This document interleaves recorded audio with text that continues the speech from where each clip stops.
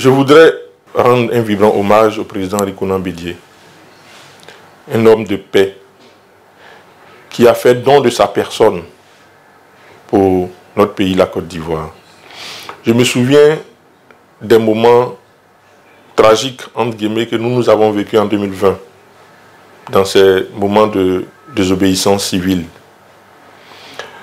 Nous autres qui avons été, entre guillemets, incarcérés, avons bénéficié du soutien sans faille, sans limite, du président Rikonan Bédié. Cela nous a donné de l'espoir, nous a donné la force de continuer à croire à nos idéaux.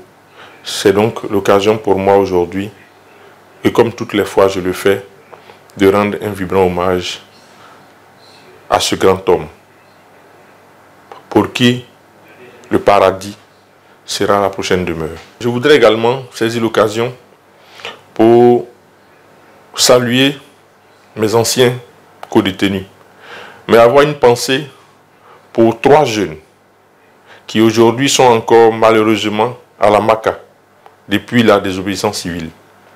C'est déplorable, surtout qu'on se met à parler de paix, à parler de cohésion, sans toutefois poser des actions qui vont dans le sens de la recherche vraie de la paix. C'est pour moi l'occasion de demander à tous ceux qui pouvaient intervenir dans ce sens pour faciliter le retour à la liberté de ces jeunes-là qui n'ont pas demandé à être là où ils sont aujourd'hui. Je voudrais souhaiter ces vœux de santé d'abord parce que je suis médecin, je mesure amplement la place de la santé dans un dispositif et par la suite le courage.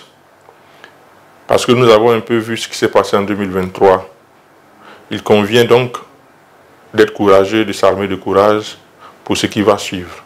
Je voudrais profiter de votre micro pour souhaiter mes vœux de santé et de courage au président du PDCI-RDA, en l'occurrence, Cheikh Tidiane Thiam.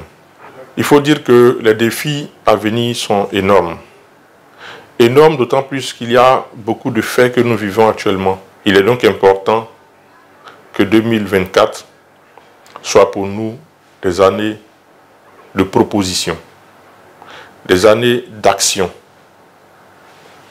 pour amener les Ivoiriens à converger vers une vie plus harmonieuse, source de paix et de santé. Mais je me réjouis également pour cette nouvelle dynamique qui est impulsée au sein du PDCI-RDA, qui entend voir les jeunes prendre suffisamment de place